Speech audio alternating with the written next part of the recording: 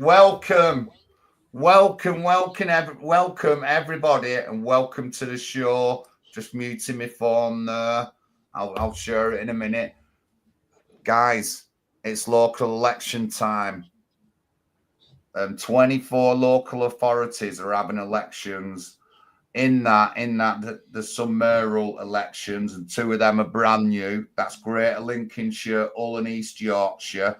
We've got the Runcorn and Elsby by-election caused by the violent antics of David, whatever his name is, very violent actions, which resulted in not getting a criminal conviction or getting sent down, which he should have done. But yeah, 1,641 seats are up for grabs, guys. They're up for grabs. There's a lot of talk in the media and on the news and on social media. Reform are up there. Reform are going to do this. I don't think Reform will get 3,000 seats. And 3,000 seats is what currently the Liberal Democrats hold. But if they do, fair enough. John, there's only 1,700 seats being contested. So no one's going to get 3,000. You mean 300? Yeah.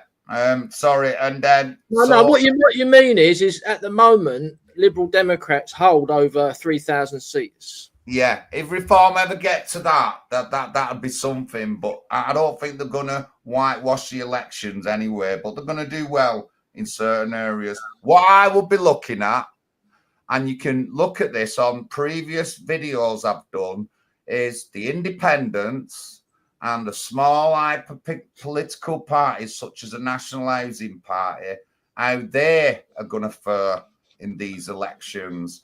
And as I pointed out over the past few years, and one of our founding talks with me and Pat was a change in elections and a change of where people are going to be voting. And it all came at the same time. So people are voting differently.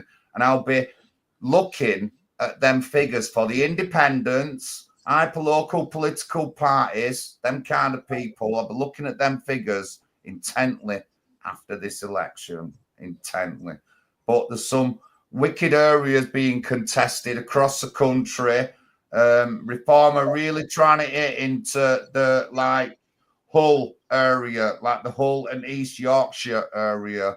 They're really trying to hit into these areas. Obviously, there's a Runcorn by-election, which we know that they're going to try and do well in. But it's a great time for everyone. This is when everyone should be voting. This is a great time politically over the next couple of years. We've got some cracking candidates and lineups for ourselves over the next couple of years. And I'm confident that a seat may be gained or two. That would be fantastic. But yeah. And so, yeah, the local elections. Guys, Pat, what do you think about local election? I'm very excited about it. You know, I've been looking forward to it. I'm like a little kid in a shop when elections come round, and I just want to see the results. I'm very interested to see how the British Democrats do, Heritage Party do. You know, Reform obviously expected to win a lot of seats, and I'm not a big fan of Reform, but I do welcome the change it's going to bring, because they're going to take a lot of seats away from Labour, and I'm never going to be disappointed about that. So yeah, and we've got a candidate in rugby. It was a last minute kind of scramble to get it sorted out, get the leaflet done. Luckily, we had a top activist in the Midlands in Mark, and he's done very well in managing to get the whole ward ward leafleted nearly twice. And everyone else has chipped in as well. I've been up there a couple of times with Dee. We was up there the other day. We've done a 4-hour solid leafleting session, one on each side of the road, just like road runners going around all the streets. Paul Rimmer's been down there. Austin's been down there. John Lawrence has been down there. You know, a couple of other activists of Ashley's friends have been there. You know, quite a few people have been down to help, and I think, you know, we've put a showing in there. Enough. It's the least we've put the least like to be happy with, I would say. And it was interesting because the people I was speaking to, they hadn't seen any reform leaflets, because reform is standing in Hill Morton Ward. And it was amazing because there was this lady, and she was walking along, and when I'm out leafleting, I always try and give a member of the public a leaflet to get a conversation going. And I say to them, you voting next week, and this particular woman, she looked like a lefty. You prejudge people, and I thought I might get a bit of a frosty response from her. And then she went, "Oh, who's this then?" And it was our National Housing Party. She went, "Oh yeah, I've heard of you. I've seen you on YouTube." I said, "Have you?" She went, "Yes. British People First for Housing. I watch you on YouTube. Very good." I was like, "Oh, excellent. So would we be getting your vote next week?" She said, "Definitely." And that's that's the second time that's happened to me. She didn't say me personally. It could have been one of John's videos or even Paul. I was out leafleting in Yates in South Gloucestershire near Bristol for Callum Leit's campaign, which is the most votes we've had so far, 226.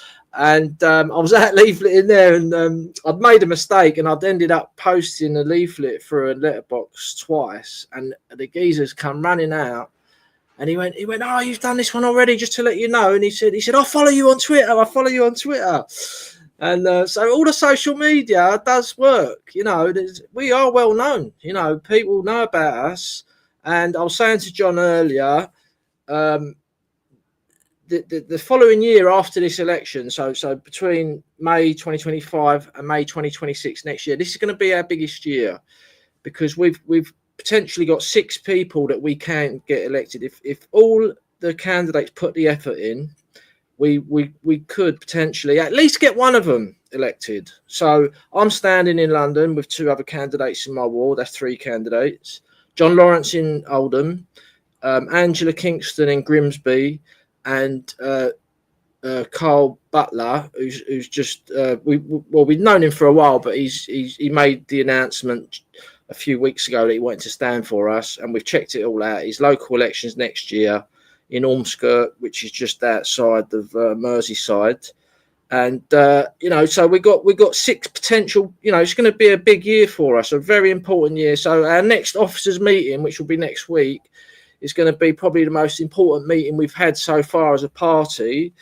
And I'm just delighted, and I'd just like to thank Paul Rimmer, John, and everyone in the party for making it happen, because we've done this from nothing. Can I just interrupt? So I'm managing Pat's YouTube. I'm a manager, and today I deleted off all the they're not recordings. When he sets up a Bible study, he sets it up on YouTube. Now it doesn't go live or anything, don't get recorded, but it goes, the setup goes to YouTube, and I deleted them all today. And it's over a year. And when I was deleting them, I was thinking of some of the times when Paul's been talking, some of the times when it's been really emotional, Paul, and it has been on that Bible class, and it really got me today when I seen all the weeks of the Bible class. I just have to say that part, because it really did get me today. But sorry. Yeah, I forgot all about the Bible study. That's been going nearly 3 years now. And the foundation of our party is Christianity, and that's what's driven us forward. And also we've got a big conference coming up in August, which is going to be at the PTSD camp.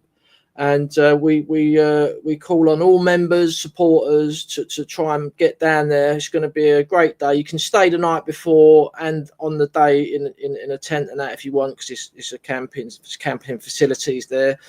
And so that's in August. We're getting merchandise sorted out. We're getting some really nice key rings sorted out with the party logo on it. And they'll be coming out soon. And back to it's all about local elections. That's what we're in this for. We're all political junkies, and at the end of the day, reform's not what we want. Otherwise, it's not that it's not what we want. It's that we can't even join it if it was what we wanted, and that's the and the thing about it. You got this other one, what they call Integrity, Ben Habib. I don't know if Rupert Lowe's officially endorsed it and he's going to join it, but they've just come out with the same stuff. They've banned all the people, cancel culture. So it's just like it's a big mistake for them, really, because they're just making another reform now, and it's going to weaken that kind of strain of whatever you want to call it. Whereas if they would have said no more immigration, no more refugees, welcome everyone on an individual basis. So obviously, if one individual has done really silly things in the past, I can understand why a party wouldn't want an individual. Yeah, but you can't do a blanket ban on a whole organisation of people, like ex-BNP or ex-NF or whatever. All they was trying to do was save the country in a peaceful and democratic way. They were trying to stop the things that everyone's complaining about now, and they're being persecuted for it still, and it's disgusting, and it really makes me sick that they do that. But we are where we are, and this is why National Housing Party exists. And I think we got a great vehicle. I think things are going to happen this year, and we could get a breakthrough that we've been praying for. And I'm just really glad things are going well. And I've had a good door knocking session on Monday. Had a really bad day at work today, but that's okay. I was thinking today, I had a bad day at work, but at the end of the day, I've got a roof over my head. I'm feeding myself. I'm healthy. And so on Monday I was out door knocking, and I knocked on this door, and another, they've invited me in, and they've really desperate to vote for me, and it's going really well, and just got to keep going. So yeah, that's my update at the moment, and thank you. That was a marathon, Pat. That was brilliant. 3 years we've been going as a party. Now, I used to say I've been a member of every political party, from the far left to the far right. I mean, I had a Marxist phase when I was a student, but pre-student I was NF, Tory, and then as a student I was Labour. I was in the militant tendency, got involved with the Trotskyites, and then actually got involved with the SDP for a while, and then moved to the right, become a Tory, and then I got involved with the British National Party because Nick Griffin used to box at Cambridge. I boxed at Cambridge, so we had a connection there, and that was fantastic. I was in the BNP for 8 years. That was amazing. 2002 to 2010, that was rocking. We really rocked the establishment, and we created the rocket fuel, the UKIP. And I joined UKIP, and I stood for UKIP till they found out to be in the BNP. Well, they actually changed the constitution, and I had to leave. But I was going to stand for UKIP for the mayor of Liverpool, but instead I stood for the English Democrats. It was a great vehicle at the time because the John Prescott, he was intending to break up England as Labour are now. And so we had to stand in defence of England at the time because England was under real threat from the EU. So I stood in Liverpool, stood as a mayoral candidate, got 1,800 votes. Then I stood as a police commissioner, got over 7,132 votes, made a big impact in that election. And I stood for mayor again, got nearly 3,000 votes. So I had a big impact in the city of Liverpool at the time. Everybody knew me. And then I got involved with Britain First, Paul Golding, and I got arrested for a speech in Belfast. That was a 2-year trial. I had 3 arrests, started getting arrested all the time. But, through the grace of God, I overcome that, never got found guilty, always won my cases. And then I got involved with For Britain, which had potential, but it was badly led, really. It was going nowhere. And so I ended up with the National Housing Party. And, this has been a unique party because of the spirit in this party is totally different from any other party. It's a Christian party, which means we love each other, we support each other, we encourage each other, we build each other up. There's been a great spirit in this party. I mean, I went down to Rugby to campaign with Ashley Morton, and is it Ashley Morton? Yeah. And he's a great guy, and we had a great reception on the doorstep. And the first woman I spoke to, she had a picture of Madonna and Child on the wall, and I said, "Are you a Christian?" She said, "Oh, yes, I believe in God." And I said, "We're a Christian party, and it's on the leaflet that we're a Christian party." And she come alive and she said, I will support you. She said, this is a message from God, she said, for us to support you. And Callum Leeds, who stood in Gloucestershire, he had a very Christian campaign, and he got our best vote, nearly 250 votes, because people want tradition, they want morality, they want people who speak, who know the difference between right and wrong. They want people who know the difference between good and evil. They want people with a vision for this nation, which is rooted in the past and looks forward to the future. And that's what the National Housing Party is all about. So we've had 70, 80, 100 people coming through the National Housing Party. We're growing and we're persevering. And people, as Pat has just said, are recognising our name. Yeah, I mean, we're having an impact on YouTube. I mean, I work in a pub and people come up to me and they say, oh, I've seen you on YouTube. I saw, that was a good discussion there. I enjoyed that stream you did. He said, you're all really grounded people. And this is another thing. Yeah, we're Christians, but we're grounded people. We've been through this. We've been through it. We know reality. And we're often British people hope. Now, the fact that people like UKIP and Reform say we're not welcome to their party, but they will welcome ex-Labour, they'll welcome people who advocate for abortion or mutilation of children. They'll welcome people who are anti-white or anti-British or anti-Christian.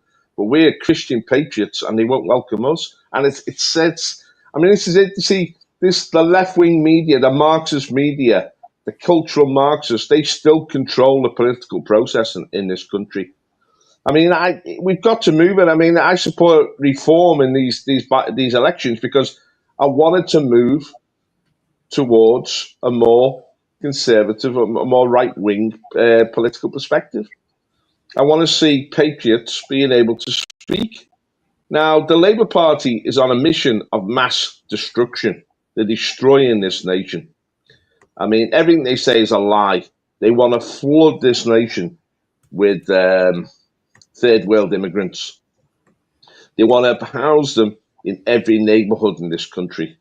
They want to make it so there's nowhere left where the British can congregate. And they're driving British people out of the housing market. Where are we supposed to live?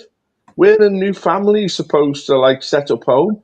I mean, the housing market's too expensive. We need social housing for British people. And yet they're finding they're being excluded.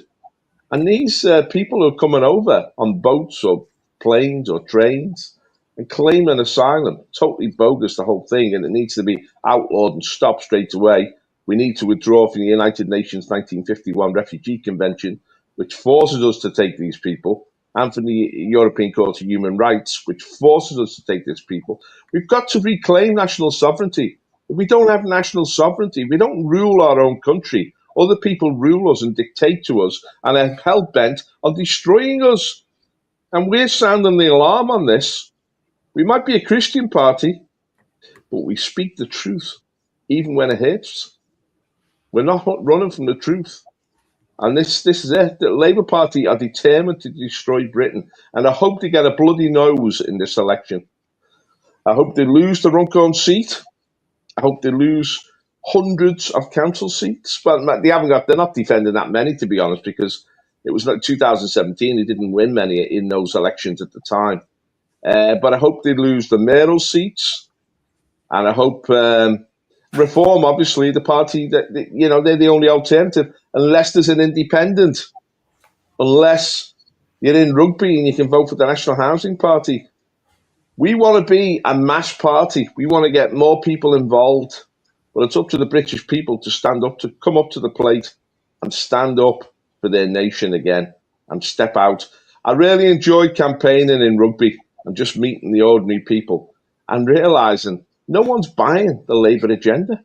The only people who support Labour are the immigrants themselves, the public sector unions, and the liberal professionals who are all being paid by Labour. They're all receiving resources from Labour. But the rest of us, we're being bled dry through taxation, through the cost of housing, through the cost of living crisis. It's a cry for help. And this is one opportunity. Every election is an opportunity for the British people to rise up and let's move into another direction. We've had the BNP in the past. We've had UKIP. We've had the Brexit Party. We've had alternative choices. We've got to be bold. And, you know, Pat said that the Tory party's in meltdown. The Tory party's in a desperate position. He said the Labour Party will be deeply unpopular. That's how it is, more unpopular than people realise.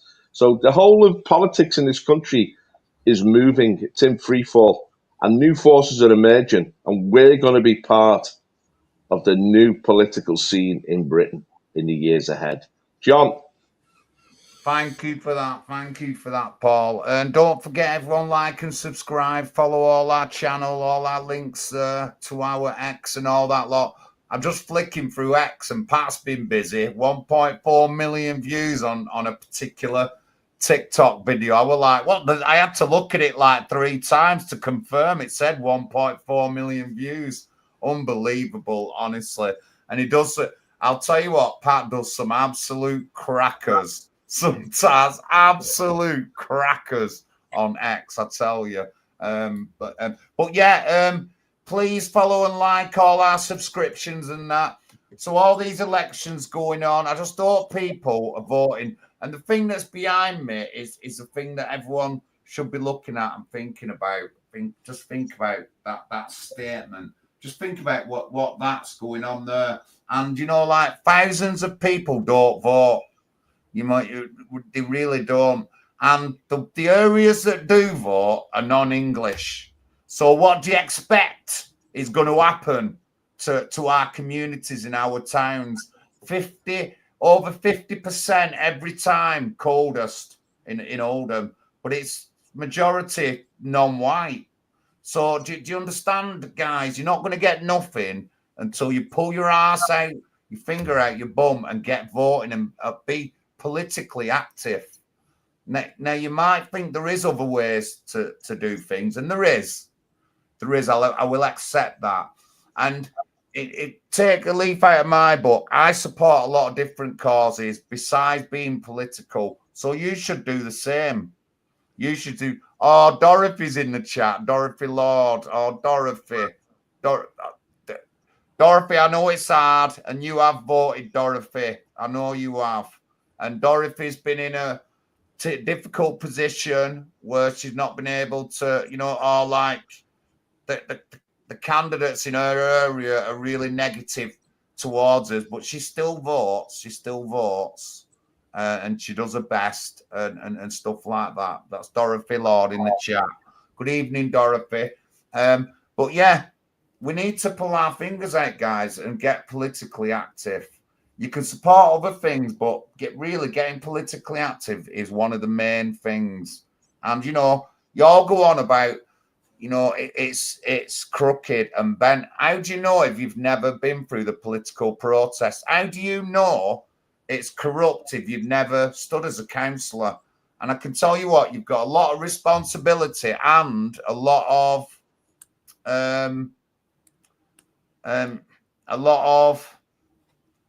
not so much responsibility, like, you know, as a running candidate, you're allowed to ask for things, you're allowed to do things, you're allowed to check the procedure of everything, you're allowed to contest if you think something's wrong in election. You can do all this. I might not be the best person to do it, but I guarantee out of 100 people who are in our group, 2 of you are going to be experts at doing stuff like that. So you should get more politically involved. And, you know, we do hear about a lot of corruption, but again, how do you know if you've never been through the process? Now, I'm not saying the process is squeaky clean. It isn't. I've called things out within the political process twice. I've done things and I've seen the effects and what other people have done and stuff like that. So, you know, I can understand it better. But, you know, we really do need to get more politically active. Now's the time. With all these groups rising, reform, there's more energy from the Workers' Party and other sources, the Social Democrat Party, British Democrats, I'll say them, but they are active. And then there's other parties running. And all we need to do is start chipping away, getting them local council seats. And once we get the independents and small parties get a majority of local council seats throughout the country, That's when politics will be changing forever, guys. But we need to get to that point because we've been too stuck in that rut of them three mainstream parties. And we thought that they're good enough for us and they're going to lead us, and they're not doing. I've just found out recently this week that a runaway from the Labour Party over Gaza and Israel who went independent has now gone sucking back up to the Labour Party. Absolutely no conviction. And what winds me up, he's changed and all that over one issue that's thousands of miles away, that's nothing to do with 95% of the British people. It's nothing to do with us. It's not going to help you with your cost of living crisis or anything. That's the only reason he's switched. It's quite annoying that anybody's got the conviction just to switch over one thing. I'd expect a switch might happen if you had disagreement with a lot of policies, but over one issue, and that's showing you the state of some of our politics. And not saying it's majority, not saying that rules the roost, but in years to come forward, if we don't do something now, that is going to be more of what our politics is going to be like in this country. And it'll be politically led by groups outside of the UK, such as the Middle East Forum and the Arab states and other people like that. I'm sorry, that's how it goes, guys, and I'm not making any things up. So get politically active, get voting, and get standing in elections. That's what we want. Really exciting times. We've got people coming to us. Pat's going to get in contact with someone who I think is going to be running in an election, right? And he came on he guested on our monthly stream. He liked it, liked everything that's going on. So there's another candidate there, guys. You know what I mean? And it's that easy. It's that easy. But anyway, let's get on with the show. Right. Well, Pat, what did you say earlier on? Go on. No, I'm just saying, there's quite a lot of smaller parties who are going to be standing quite a lot of candidates. You know, UKIP, they're quite a big party considering they're a small party. But they're going to, stand quite a few candidates. But it just baffles me that they take part in these big protests where they're wasting a lot of time and resources, and they could be supporting their local candidates around the country. You've got Heritage. I think David Curtin said they're standing 24 candidates, and I was surprised at that. I thought they would have quite a lot more than that, because he's quite lucky, David Curtin. He's allowed on GB News regularly, so he gets a lot of publicity and stuff. There's some even more minor parties standing candidates around the country. You've got SDP, not a big fan of them, but they're going to probably have quite a few candidates. But our time's going to be next year. That's going to be our best chance. It's going to be a big year for us. And at the end of the day, this is what it's all about, local elections. So it's going to be a fascinating result on Thursday. And hopefully Ashley will get a good result. You never know. A miracle could happen. We could get more votes than Reform. I doubt it, but we could, because if the problem is Reform's a household name now, and people will just vote for it, even if they didn't get a leaflet, they'd be voting for them. So we'll see what happens. What do you make of it all, Paul? Well, this by-election in Runcorn is going to be very interesting, because you can't write off Labour. They've got the postal vote. They've got their block vote, and they'll get that vote out. So Labour will get 33%. These are union members, school teachers, doctors, immigrants. I mean, they're saying in the Welsh Assembly elections next year, Labour are going to make sure that the ethnic minorities and the kids, because they're going to give votes to 16-year-olds, vote. So this seems to me that they're going to set up a postal vote for these people, and they harvest this postal vote. They don't leave it to the voter. They'll harass you if you don't send it back, and they'll come and say, "We'll help you fill it in, or we'll deliver it for you." They have it like a military campaign to deliver their postal vote, and this gives them 30% in a seat. Now in Runcorn, they'll have that postal vote very regimented. They'll have it very well organised, and they'll get it out. So it guarantees them 35% in that seat. Reform, I've got a lot of support there, but it's soft support. I told them, I mean, I've got a lot of friends in Reform. I said, make sure you sign people up for the postal votes. But it takes hard work. And you see, a lot of people, they're sort of intimidated and won't go door to door, won't go and do the activism on the streets. But we're a party that does that. And we know that people love to speak to candidates. They love it when people are giving them leaflets, when people are ready for a chat. I always ask people, what are the issues that interest you? What are the local issues? What are the things that you're concerned about? What do you think about this? And they love to interact with people like political activists. But the other parties, they're either too lazy or too cowardly to actually go out and campaign. Now, Labour have got a professional organisation that has done this now for decades.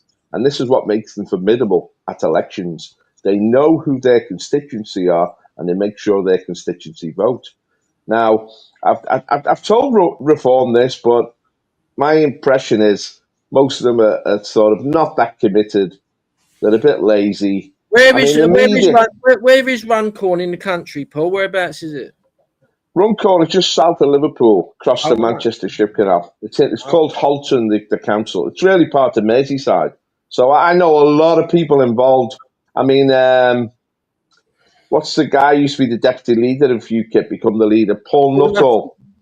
He's been down there.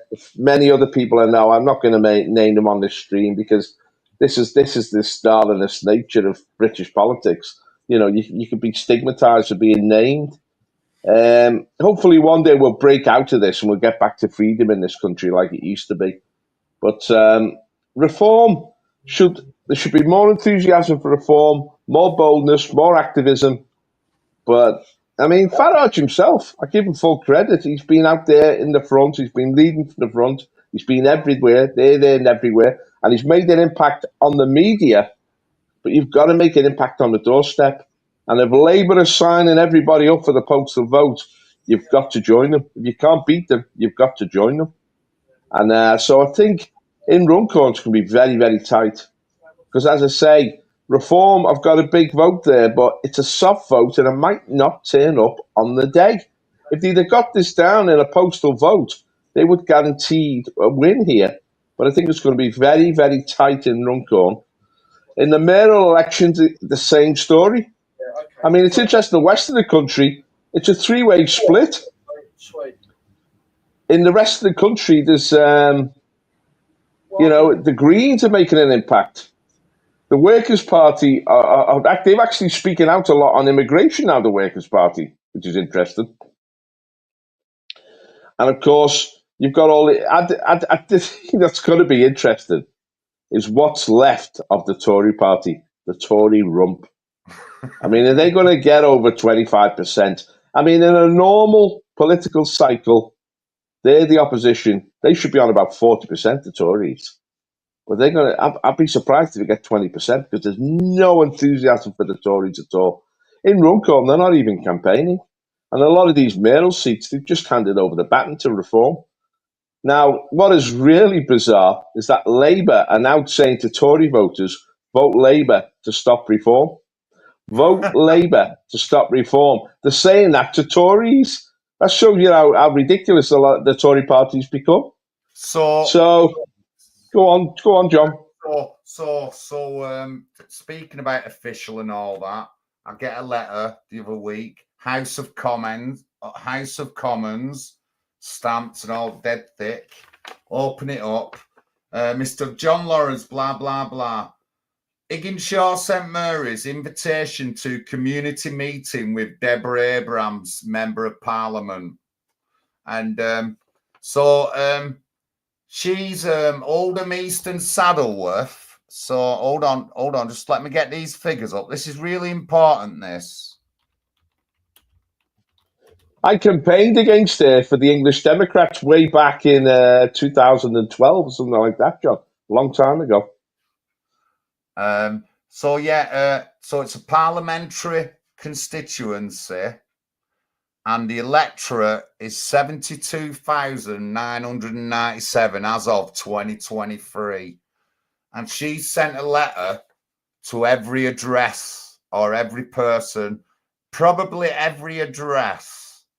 Because when my mum were alive, I don't think my mum, I did have another letter of Deborah Abrams, but I don't think my mum got it, but I got that letter. Unfortunately, I was away last week, so I never made it to the meeting, and I hoped other people went. So how much cost is that if she's sending out a letter to every address, which might be 50,000 properties there and something like that? Obviously, we've got a lot to contend against, but she will not do as much door knocking as Pat does. No other candidate in Pat's ward is seeing people like he does at the door. They're not doing. And that's what I get told every time. And I'm sure Paul's been told that as well. This is what I get told, is that they don't see them knocking like they see me on a weekly basis. People don't see that. They just see him at the time of the election. And that's for 90% of the candidates running. But the first couple of years, I was down Hollingwood all the time, not just leafleting, knocking, helping people, going round to people's houses and stuff like that, spending time with families in the area. They invited me to a load of do's down there. So you know, that's how I spent my time. But, you know, that's what they say. Now, she has been out knocking and stuff like that, Deborah Abrams, but that's all. Now, you know, like, obviously I'm political, and obviously Pat's right. The big demos and that are a waste of time and that. But for me, this would have been an ideal situation because I'm already known with the Greater Manchester Mayor's Question Time and the Chiefs of Police, because I'm just not the type of person to not say anything, and I said things correctly.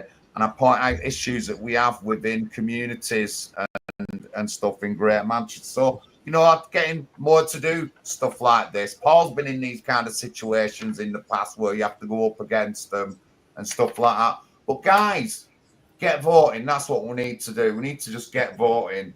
Get more politically active. Yeah. Let me just say something about Runcorn. So for the people who don't know, Runcorn is a parliamentary election, so you're talking maybe 80,000 voters compared to a local election, which is between like 5,000 and 7,000 voters. So Runcorn's a parliamentary, and I would probably guess that Reform UK don't hold any council seats in that area, not one.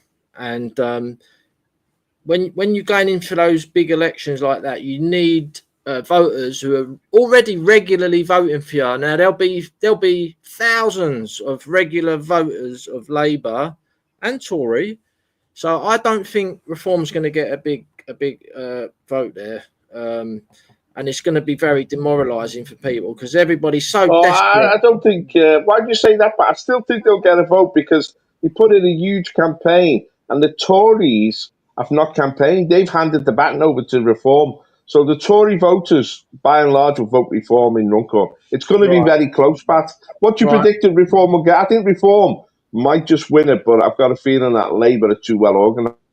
Well, they managed to get big votes and get their 5 MPs elected in the general election without having any local councillors elected in those areas, which is incredible, really.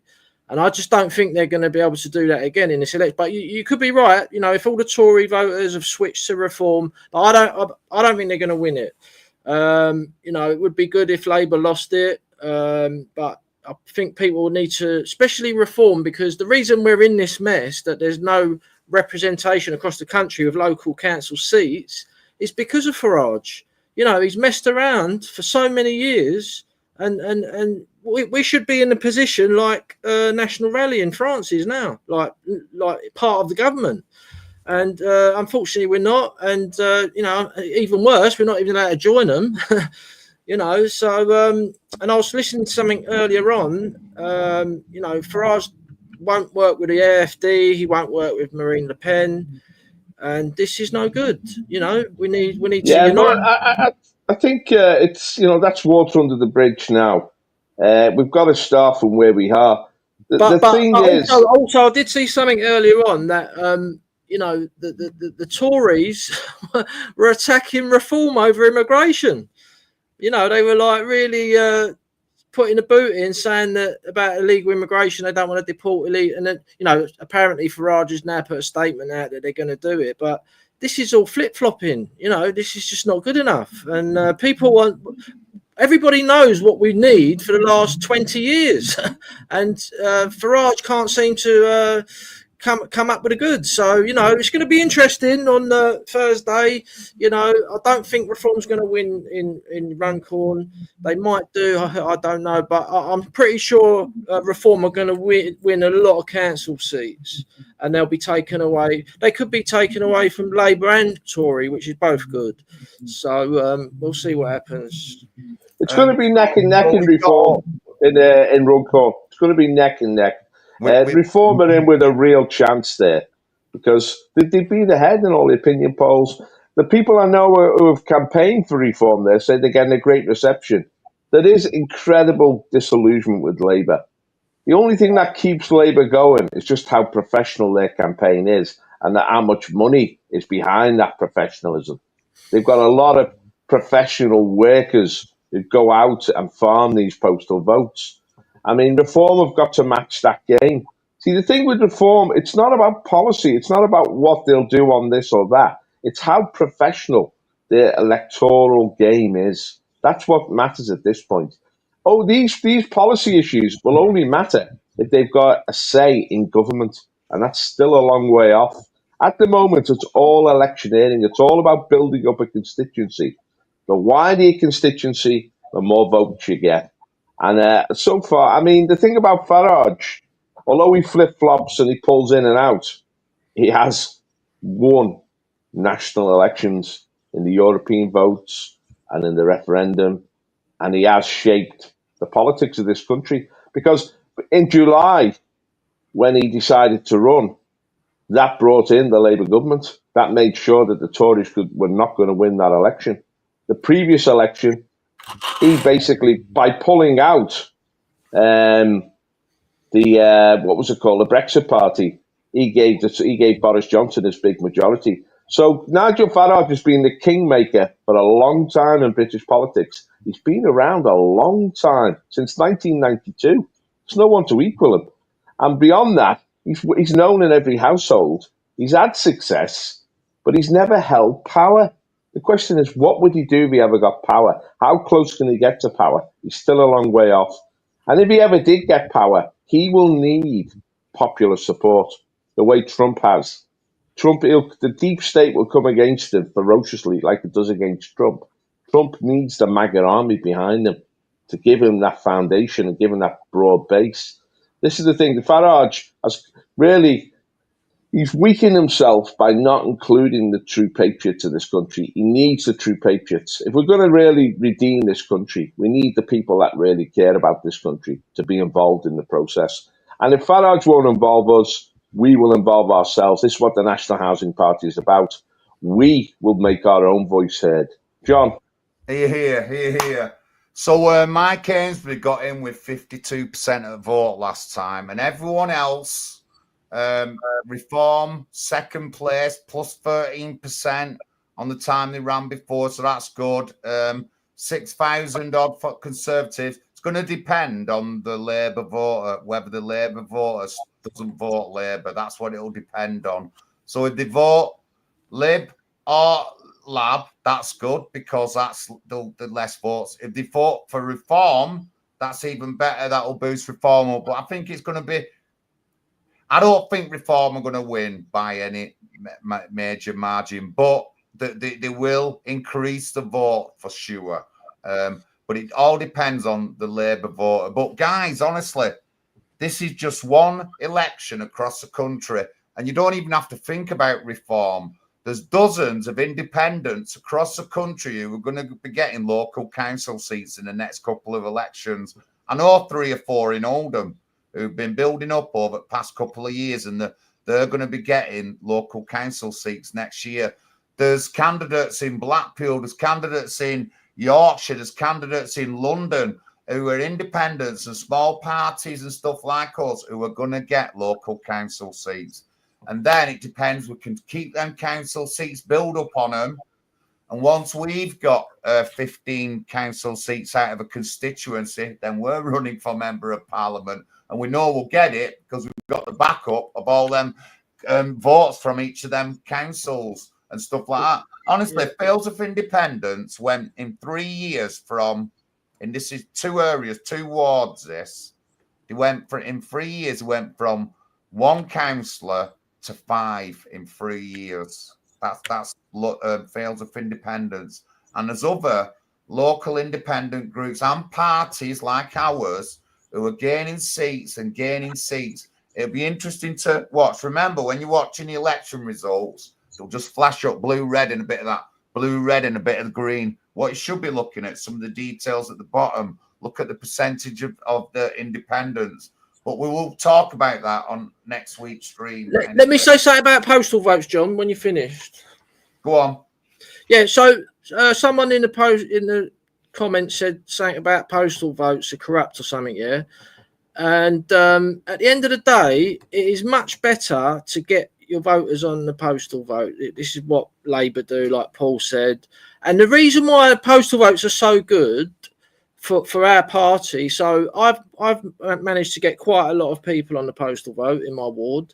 Now, what will happen is when the election comes round, 3 weeks before the election, they get sent their postal vote and they will see all the candidates on the ballot. I will be on the ballot with our logo next to it. National Housing Party, Camden People First. Now, what do you think that person's going to do? They're going to tell their neighbours, oh, I voted for the National Housing Party. This is 3 weeks before the election. So the word spreads. If you didn't have postal votes, most people, they forget the bloody election's even taking place. This is the like, ideally, the whole electorate should be on a postal vote. We would get a much higher turnout and we would get a much higher vote because our ideas are much more popular than the Lib Lab Cons ideas. So in my ward, there's 8,000 voters. 5,000 of those voters have not bothered voting for the last 3 cycles of elections in my ward. Yeah. Now, I'm doing a lot of door knocking, as you know, right? And I'm trying to get to this 5,000, and I'm trying to get them on the postal vote. You know, it's not easy, but you know, that's why you want to get them on the postal vote, because the word starts spreading within the community 3 weeks before the election's even taken place. And whenever we have a candidate who's going to stand in the election, I tell them, get on a postal vote so you understand how it works. So you fill out the form, you hand it in, and then you understand why it's important. And that postal vote on when you fill it out and seal it, you can actually take that to the polling station on the day yourself if you want to. You know, if you're worried about it, like some people say it's corrupt and all that, but you can actually take that yourself to the polling station on the day. So that's the way Labour's won all the time through the postal vote, and this is what the BNP done to fight back against it, and they started getting much better results because they got all their core supporters on the postal vote. And also, when in my area, the immigrants, they don't like Labour. They tell me they are so gutted that they voted Labour last time, right? And Labour might have got a lot of them on the postal votes. They're not voting Labour next time. I'll tell you that now. And so, this postal vote, this might be the death of Labour in the end. And that's so. Get on the postal vote, guys. I think there is this issue though of people manipulating the postal vote. Labour's done it for a long time. I mean, the Muslim bloc vote when it went Labour. I mean that it swayed, but I mean it's still got Sadiq Khan over the line. The members of the mosque are encouraged to bring the postal vote to the mosque, and it's filled in there, and they send it back. And it's illegal, though, boys. They brought out illegal. They brought out very strict rules now, haven't they, John? Have you seen the rules they brought out? Yeah. If you get caught handling one now, you're going to get arrested. Yeah. Yeah, they say that, but no one's being arrested. They say that, but they don't police it, and everyone knows that they don't police it. When I stood as a candidate, I said to the police, how many people have been arrested for abuse of the postal vote? This is when it being massively abused. The police said, none. I said, why not? They said, we've had no complaints. I Yeah, said, well, shouldn't you be proactive? And he said, no, we only respond. They said, you can have up to 6 people in a household and the police will not interfere. If it goes over 6, they may investigate, but they don't investigate. And we know that I mean, families are filled in for the head of the family is filled in for every member of the family. It is corrupt, but you can't beat them unless they change it. You can't beat them. You've got to join them. yeah. So in Oldham, the issue with postal votes is a community leader telling everyone who to vote for. That's the issue. That's a big issue in Oldham. It's not that anybody's getting all of the votes and tampering with them. No, that's not an issue. But even so, if that wasn't an issue, there is things you can do within getting when you're getting elected. You can have a person at every single polling station, right? A polling agent, and they can go into that polling station at 10 o'clock when the thing's finished and get the seal number and make sure that the box is sealed. You can do all these things, and I've done it in Barnsley before I started the party with Daniel up there, and obviously running in the Oldham elections, I can do it there as well. But these are the things you can do as a candidate. You can have, I've got 8 polling stations, and I can have 8 polling people who stand outside them polling stations. And at the end of the day, at 10 o'clock, they can go in and write down what seal number that box is. That's what they can do. That's what they're allowed to do by the rules, so we can keep track. And then when the polling boxes get to the polling station, I am allowed within the rules and all that to check that seal on that polling box. So if you think that you're being robbed, you can do all that yourself. But obviously, we've got to build up. We've got to get experience. We need polling agents and stuff like that. We really do need to be on it. But as these parties grow, these things will happen. The Workers' Party have done contested 3 or 4 elections and said themselves that they thought that there was misjudgment going. And what that was they got footage of us at the Huddersfield Batley election of open polling boxes with no seals on. And then he made an issue of it. And all the parties do it. You might not see it, but they all do it one way or another. The Conservatives are always doing it to Labour, and the Lib Dems involved. So, it is up to us. And until you understand the process, then really you can't say whether it's corrupt or not. I'm just saying. But we are allowed as political candidates to do these sort of things. These are the things we can do within an election. So I'm just letting people know we want to start a workshop actually where I can go through some of these things that we're allowed to do. And listen, guys, I'm really sorry, right? I've got to go and do some work, so I'm gonna have to. I've got to bail out. So thanks for joining us, everyone, and I'll speak to you all later. So thank you, Pat. Thank you. It's going to be interesting, guys. I'm unfortunately I've not been able to make it to Runcorn, Paul. I were away last week. I would have loved to have gone for a day. Just spend a day there talking to the locals. There's a few people around the area who would have come in and talked and got a feel of it. But like you said, the political tide is changing, and by no means or not, it's been changed by people like Farage, the kind of MPs we have. Rupert Law is getting very, very, very popular with the nationalists, and he speaks really bluntly. People like that. I'm a big fan of Nick Tecconi of UKIP. The very first day I met him, he came to Oldham, and I took him to Glodick. I took him to the shops on Glodick where that was the front for the command centre for the riots for the Pakistani community. I took him to them shops and he came with me. And I've got respect for people who are going to come above and beyond the call of duty. I like his Christianity thing. I just hope he keeps up with it. And I'm sure that we'll definitely be able to get him on our show. in the near future, certainly. I know a lot What I of want to say, John, before we finish, is that we know that the Labour Party has got a big majority in the House of Commons, and it's going to be in government for the next 3 or 4 years. So these elections are not going to change that. What we hope is that we can take the wind out of their sails.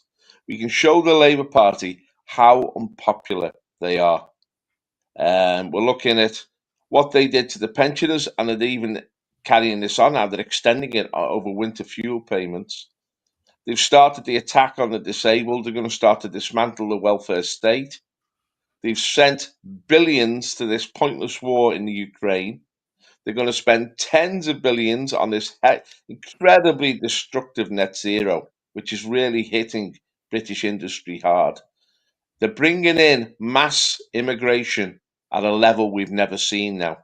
It's going to reach 2 million over this year. There's more boat people coming over now than ever. And Starmer said, I'll stop the gangs. He's the leader of the gangs. And we know Serco now are bought up properties across Britain. And these people who arrive on the shores of Kent, and they could come from anywhere, Nigeria, India, Pakistan, Iran, anywhere, they're going to go straight into housing, while there's millions of British people desperate for housing. Families living cramped in one bedroom. He's put other people who've got no claim upon our society above the British people. He's a traitor, Starmer. But we're going to have to take the wind out of his sail. That's why people have got to vote on Thursday. Vote for an independent. If you're in rugby, vote for the National Housing Party. If you're not, I will vote. I wouldn't hesitate to vote Reform, because it will give Labour a bloody nose, and that's what we've got to do at this stage. We've got to hate Labour. So get your hands up, get out there, and get voting, and let's damage Labour on Thursday. Thanks, John. Thank you, Paul. Thank you. And thank you, everyone, into the chat.